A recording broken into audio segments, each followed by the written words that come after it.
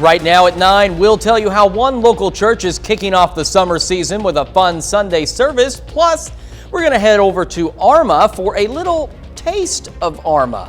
Also, whether you got a green thumb or not, you may appreciate some of the fancy plants that are making their way into the Joplin greenhouse. And summer's around the corner and gas prices, just like the temperatures, keep going up. You're watching KOAM News at 9, and it starts right now.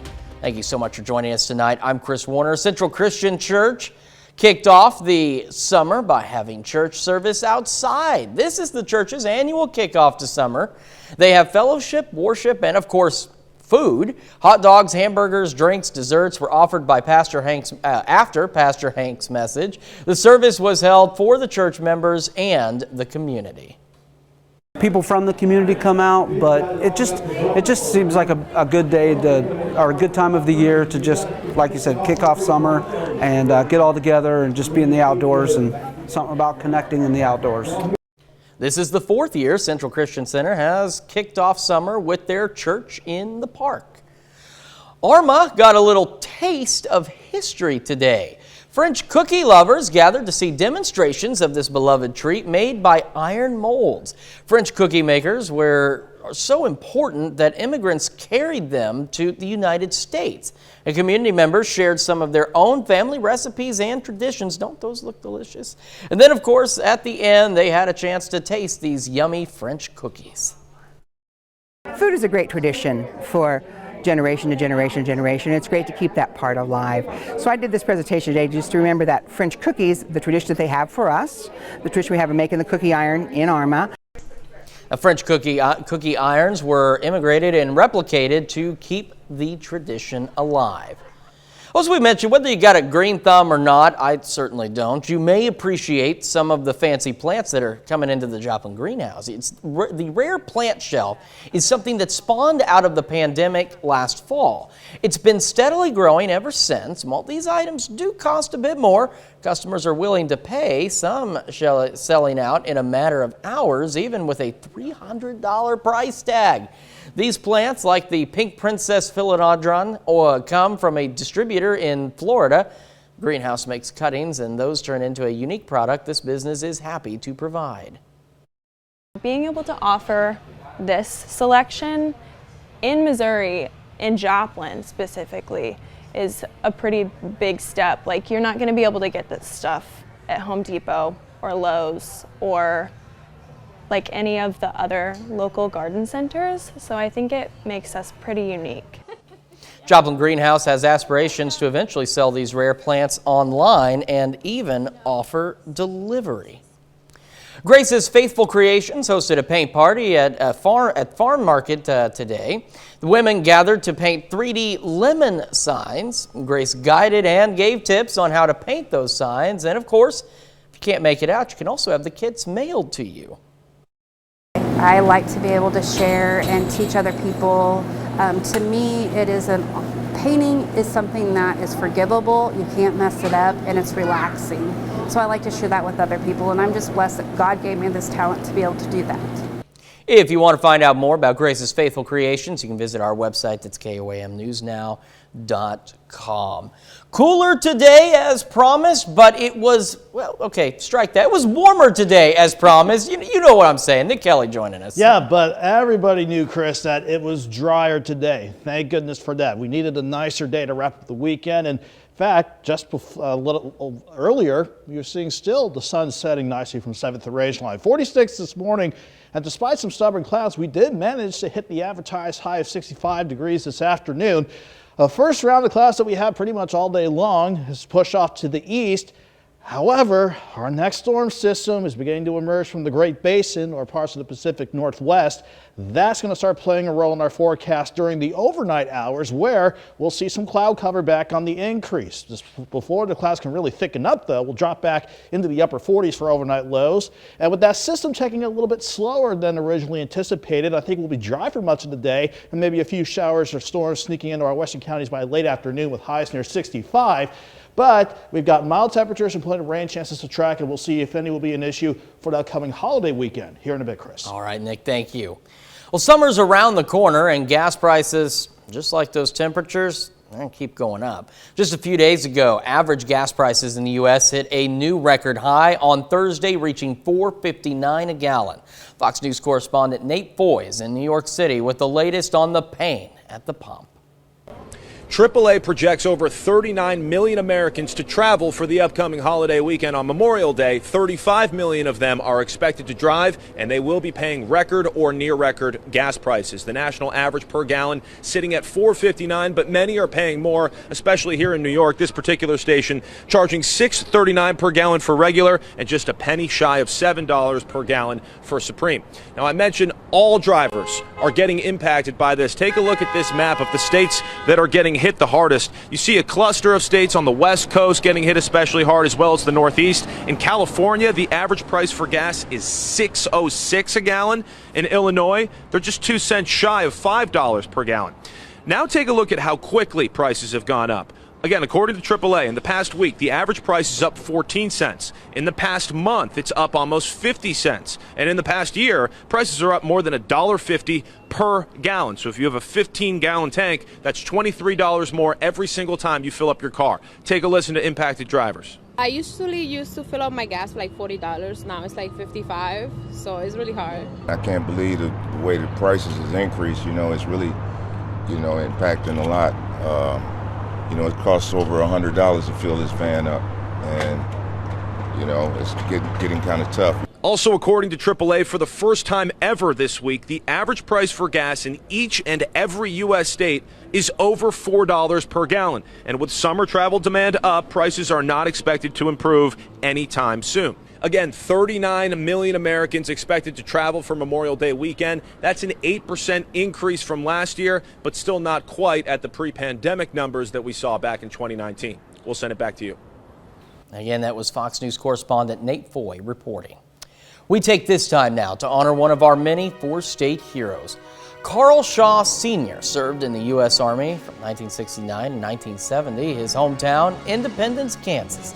We're proud to recognize Sergeant Carl Shaw Sr., tonight's four-state hero. And of course, if you'd like to learn more about other heroes or nominate one of your own, you can do that anytime at KOAMNewsNow.com. After the forecast, North Korea is seeing an influx of coronavirus cases. We'll have the details.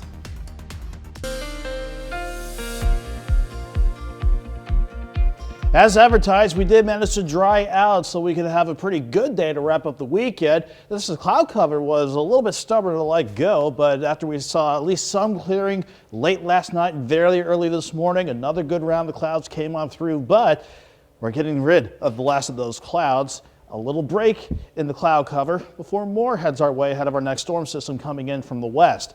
But as far as temperatures go, they did perform as advertised despite the clouds that we had throughout the day. Upper 50s was the best that we could do during the afternoon yesterday. We dropped back into the mid to upper 40s this morning, and as advertised, topping out at 65 at Joplin Regional. In fact, everybody topping out in the lower to middle 60s today.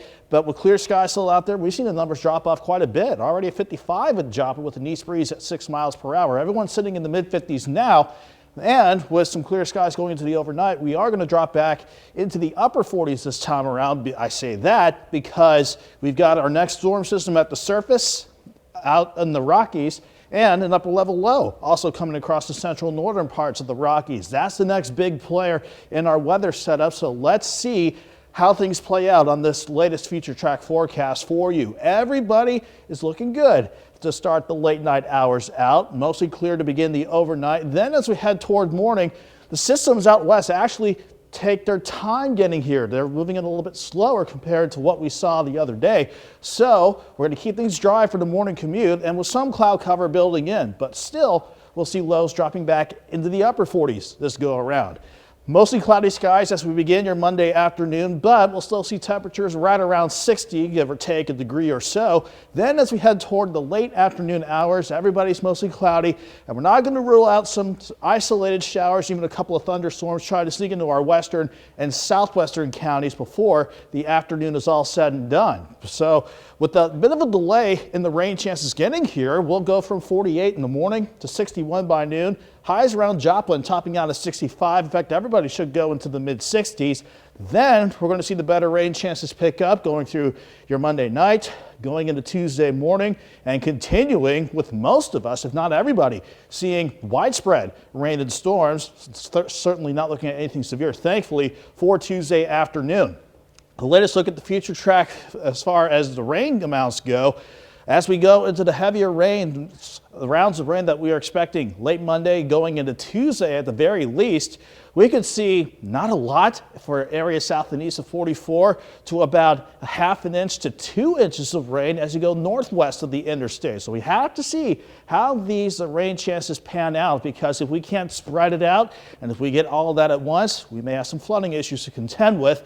But this system wouldn't be done with us. We'll continue with some scattered storms going into Wednesday, maybe a few Thursday morning before the system clears out. Then we're dry to start the holiday weekend. Then we got maybe a weak wave with maybe a few thunderstorms on Saturday. But as we roll in the 7-day forecast, we've got 65 on Monday, 68 Tuesday, mid-60s again on Wednesday. But after we get past that, looking into the holiday weekend ahead, we'll go from 81 on Friday to generally the lower middle 80s throughout the holiday weekend. We'll watch for some isolated storm chances Saturday morning, but then the rain chances want to ramp up, not just on Memorial Day, but sticking with Doug's pattern going into that following Tuesday and Wednesday of that week. More news when we come back after the break.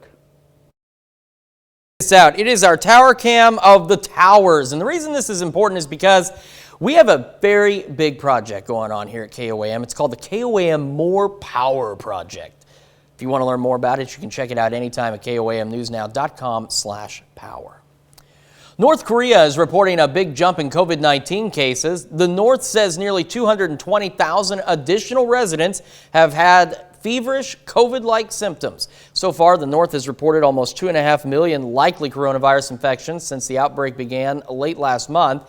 At least 66 deaths from COVID-19 have been reported. The country has an extremely low vaccination rate against the coronavirus.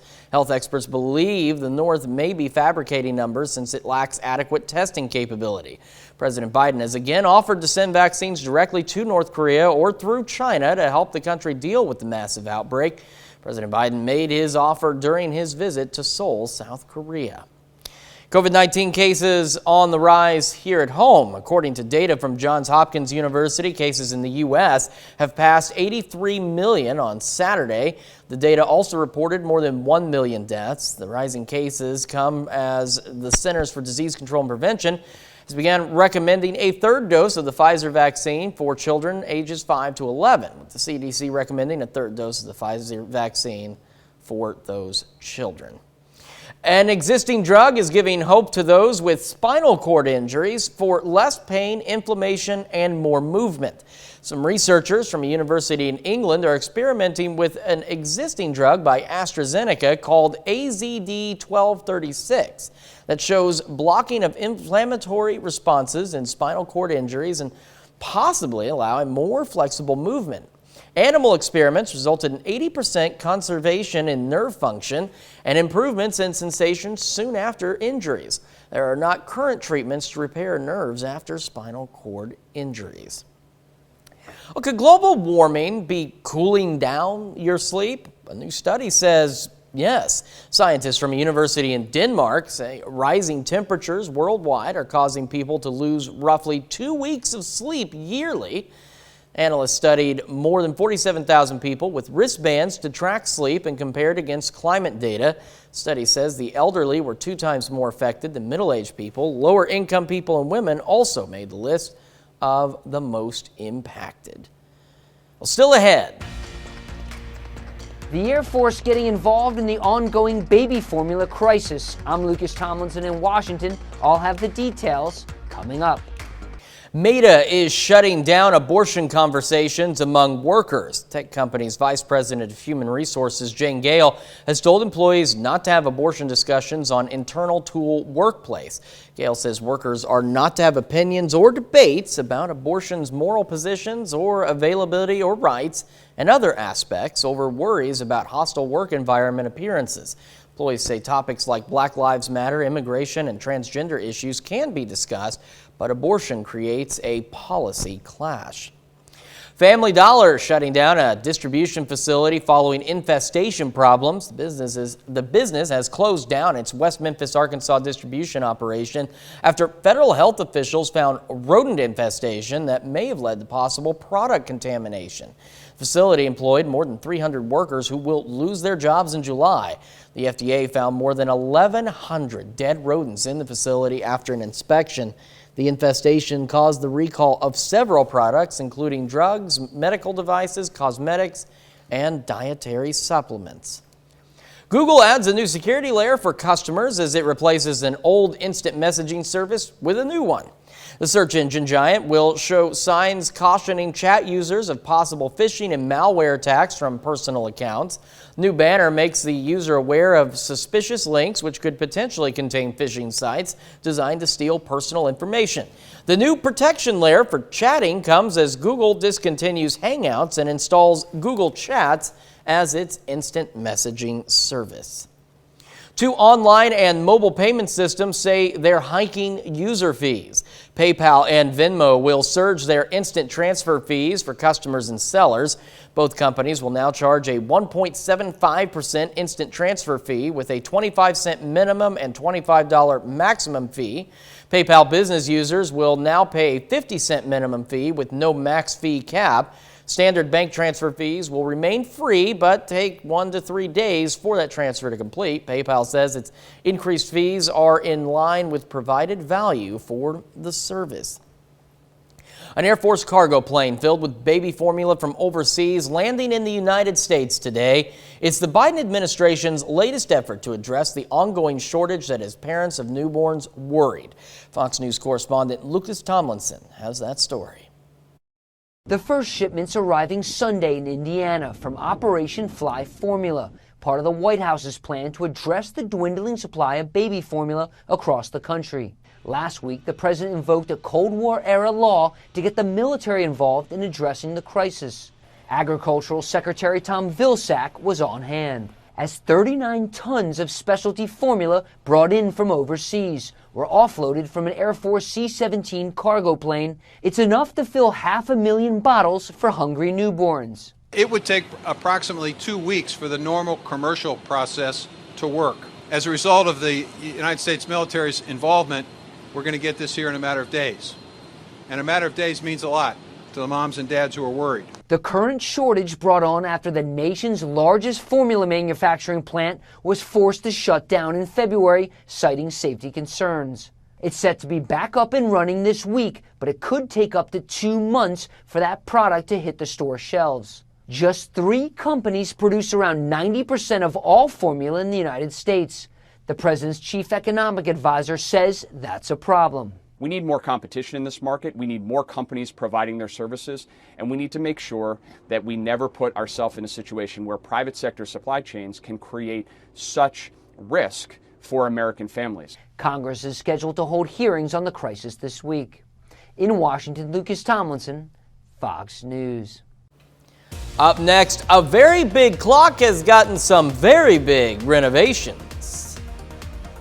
The most famous clock in the world is once again chiming. After 5 years of extensive renovations, Big Ben is once again showing the time and delighting tourists and Londoners alike. The effort to restore the clock and Elizabeth Tower, on which it's located, cost about $100 million, $64 million over the original budget. An estimated 500 people have worked on the clock and the tower over the past 5 years. Big Ben's dials have been changed from black to blue. The dials were covered by layers of black paint, but experts were able to find the dial's original color, Prussian blue. Clock face is also now illuminated by energy-saving LED lights. The tower dates back to 1859. During the renovation, 700 pieces of stone were replaced and much of its masonry was repaired. Talk about taking a lot of time.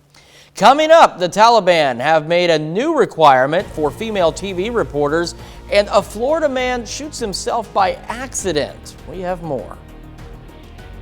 Welcome back. The Taliban has started enforcing a requirement that all female TV news anchors have to cover their faces while reporting on air. While the order was announced on Thursday, only a few TV stations followed the order through by Sunday. Mostly all of the female anchors began covering their faces. Earlier in the week, Taliban also began enforcing women cover head to toe in clothing, the only thing allowed to be visible being their eyes. A man headed to a gun show in Orlando ends up shooting himself in the leg. It happened Saturday morning at the Central Florida Fairgrounds. Police say the man was trying to get his gun inside his vehicle when the gun fired. The man was taken to a hospital. No word on his condition. 3 months into Russia's invasion of Ukraine, neither side is showing signs of backing down. Russia continues hammering the eastern Donbas region, but strong Ukrainian resistance is preventing Vladimir Putin's forces from advancing. Fox News correspondent Trey Yangst has the latest from Kyiv. Russian forces continue to target cities across eastern Ukraine as the death toll here mounts. In Bakhmut, a town in the Donbas region, a Russian airstrike destroyed a university building. In recent days, Russia has launched strikes, often killing or injuring civilians. One elderly man recalls the strike this weekend. I don't know. There was an explosion. Here it landed. There. That is where the crater is. It blew all of this out. The wall was gone. I cannot close the doors anymore. Here in the Kharkiv region, Russian troops are shelling the northern part of the city. Incoming and outgoing fire is heard throughout the day. Russian troops have been pushed back slightly from Kharkiv, and we did get a look at some of those Russian positions destroyed by Ukrainian forces. As Russian forces advanced on Kharkiv, they set up different positions in tree lines outside of the city. Though Ukrainian artillery units targeted these tanks and military vehicles, in the distance you can still hear fierce battles raging on, the Ukrainians trying to defend their second largest city. As the conflict continues, Russian officials have banned hundreds of Americans from entering their country. Among the list included in these new sanctions, U.S. President Joe Biden, Vice President Kamala Harris, Secretary of Defense Lloyd Austin, Hunter Biden, Hillary Clinton, and Facebook founder Mark Zuckerberg. The move was in response to heavy Western sanctions that are disrupting the Russian economy in the wake of the invasion into Ukraine. Tonight, fierce battles are raging on the outskirts of Ukraine's second largest city, with both incoming and outgoing artillery fire. In Kharkiv, Trey Yangst, Fox News. A photo finish in the Pennsylvania GOP primary could soon be heading to a recount, with frontrunners Dr. Oz and David McCormick currently neck and neck for the lead. Fox News correspondent Alexandria Hoff explains what comes next. The margin between Dr. Oz and David McCormick is just under 1,100 votes. That's the size of your average high school. That's a 0.1% difference, with Oz holding onto a tiny advantage. If through provisional or disputed mail-in ballots, one candidate is not able to achieve a 0.5 percentage lead, Pennsylvania law requires an automatic recount. So here's the timeline. On Tuesday, the unofficial election results are due. The next day, the trailing candidate could waive a recount. Neither Oz nor McCormick plan to do that. So on the 26th, the Secretary of State would order a statewide recount, which would begin on the 1st. That has to be complete by the 7th, and it would take another day to get those results. But another dynamic is suddenly at play. On Friday, a Pennsylvania appeals court ruled in a different case that mail-in ballots without a date on the envelope can still be counted. The McCormick campaign reached out to counties informing them of this ruling, while the Oz campaign says this is a breach of standing Pennsylvania law. RNC chairwoman Rona McDaniel said this on Fox News Sunday. This influx of mail-in voting is clearly showing that systems are not ready for that, and Pennsylvania is a case of that right now. And I think a lot of this lies at the feet of Governor Wolf. So far, David McCormick has been slightly favored when it comes to mail-in ballots. In Pittsburgh, I'm Alexandria Hoff, Fox News. After sports, we have more on the defamation trial between Amber Heard and Johnny Depp.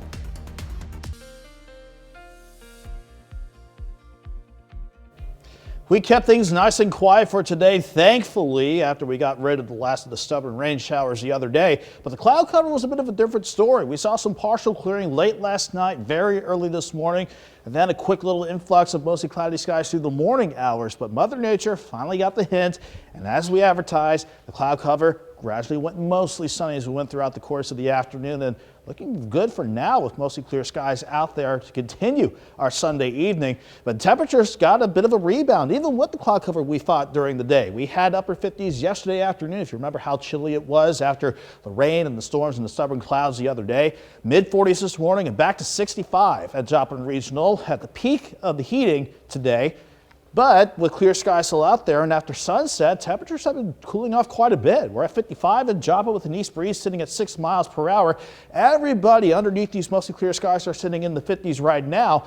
But more cloud covers building in from the west, and it's going to make a run toward us as another change in our weather setup heads our way. Not just this surface low working out of the central and southern Rockies, but the same goes for this upper low coming out of the Great Basin and beginning its journey across the central and northern parts of the Rockies. All these systems coming into play.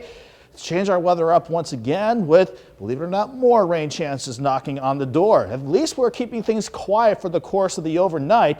Mostly clear to start the overnight, but I would not be surprised at all if some of that energy from the incoming storm systems brings in some cloud cover to start the morning out. But we're dry but cool to start your morning out with lows dropping back to about 48. Going throughout the course of the day, skies will turn eventually mostly cloudy, still dry for much of the area to get the afternoon going. But then as more of that energy comes in from the west, can't rule out some isolated showers, even some isolated storms coming into our far western counties.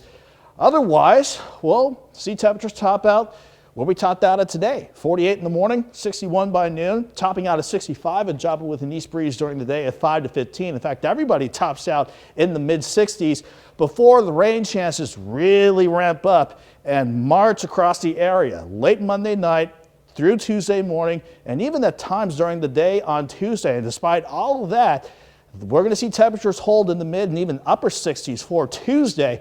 But the rain is something we'll have to keep an eye on just with, if you look at the numbers over the next 2 days alone.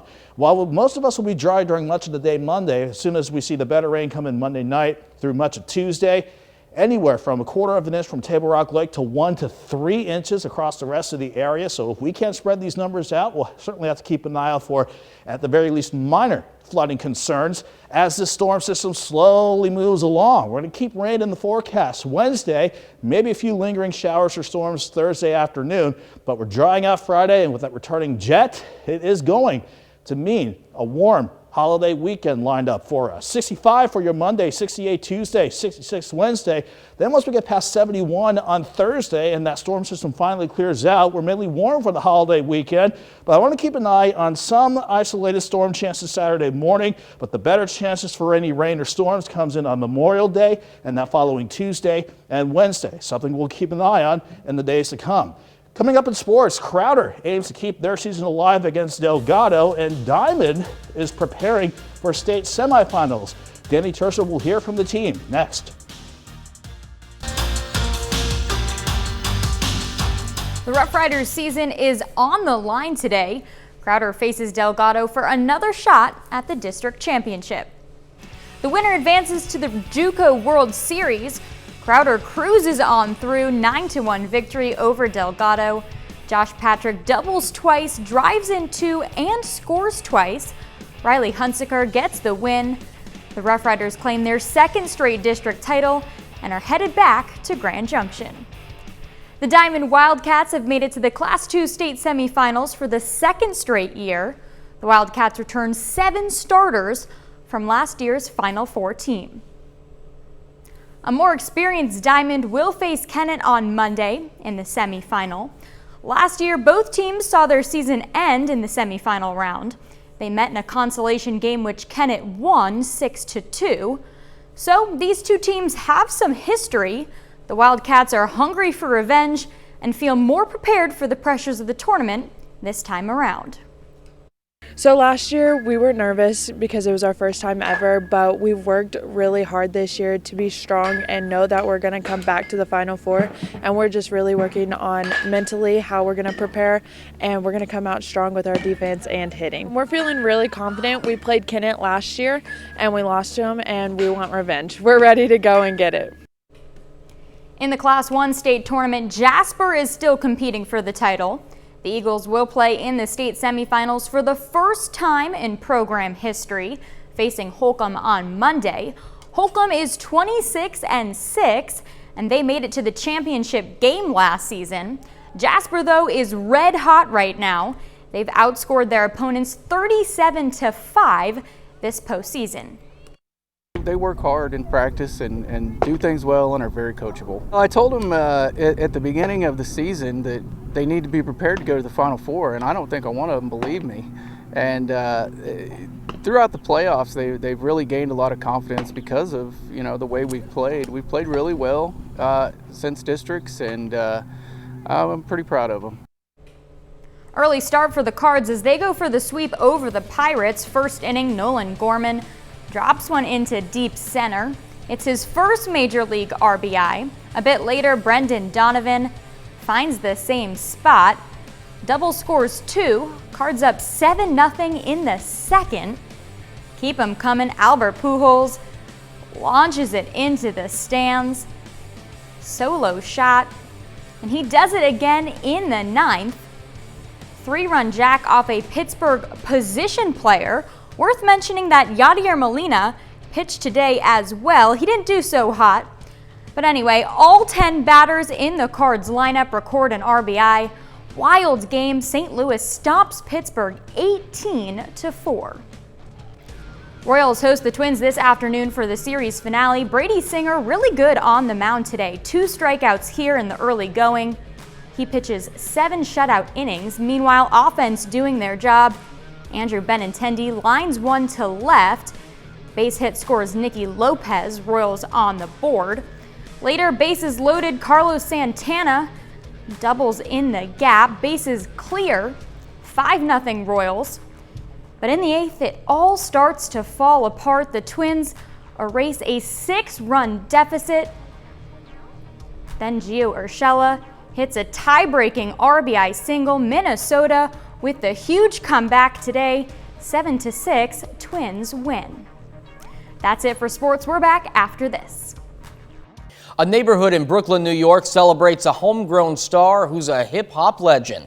Fox's Richard Giacovis reports. Growing up in the 90s, that's, Biggie. Biggie was Biggie. He's the GOAT, greatest of all time. He is the greatest of all time. Biggie, what he had is a gift. The lyrics, his words. Down the block from the mural of Biggie Smalls that rises above Brooklyn, a celebration tonight to honor the legendary rapper on his 50th birthday. Notorious B.I.G.'s music blasted through Lily's Pizza Bar Saturday night, a pizza bar that became a pop-up for Juicy's Pizza. To honor Biggie, fans came with T-shirts, Biggie hats, and jerseys, even tattoos. When you can have somebody outside of your borough sit there and inspire you to actually listen to what they're saying and you can relate to what they're saying, it just hits you differently. Family and longtime friends came to honor Biggie's 50th. One of Biggie's closest friends, Jam Master Jay.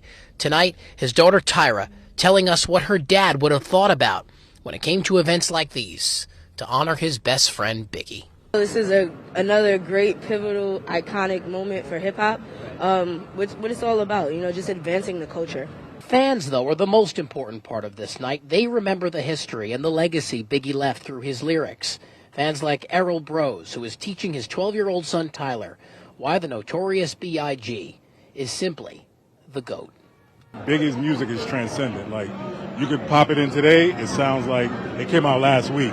So it's real, he was way ahead of his time. New York City is also doing its part to honor Biggie Smalls on his 50th birthday. If you rode the subway today at one of 4 Brooklyn subway stations, you got a Metro card, and on the back of it was Biggie Smalls' face, the hip-hop legend on a Metro card. Just a small tribute to a man who left his mark, not only here in Brooklyn, but all over the world. That was Fox's Richard Giacovis. Actor Johnny Depp is expected to return to the stand Monday as his drama-filled defamation trial with ex-wife Amber Heard continues to unfold. Fox News correspondent Christina Coleman is in Los Angeles with more. Johnny Depp will be the third witness that Amber Heard's legal team calls to the stand tomorrow. Depp is suing Heard over a 2018 op-ed she wrote in the Washington Post, describing herself as a public figure representing domestic abuse. Even though Depp's name is not mentioned in the article, he says it damaged his career. Heard's legal team is trying to undermine Depp's defamation case by portraying him as abusive and out of control. They played taped testimony from Depp's former agent, who said that the actor's behavior hurt his own career. Initially, crews loved him because he was always so great with the crew, but crews don't love sitting around for hours and hours and hours waiting for the star of the movie to show up. Depp denies abusing Heard. He says he was the victim of physical and emotional abuse in their troubled relationship. His attorney questioned Amber Heard about this during cross-examination. We just heard you speak to him in a really horrible way. You called him a sellout, I just right, Ms. disagree. Heard? You called him a sellout, right, Ms. Heard? I called him a lot of ugly things. And a joke. I called him a lot of ugly things. You called him a joke on that recording. You called him a washed-up piece of I think we both called each other that on that occasion, yes. Also, Amber Heard is countersuing Johnny Depp for $100 million, accusing him of conspiring to defame her. Reporting in Los Angeles, Christina Coleman, Fox News. Wrapping up, if you love Stranger Things, you're going to love this new product being released. Stick around to see what it is. Do you love the Netflix show Stranger Things so much you wish you could wear it?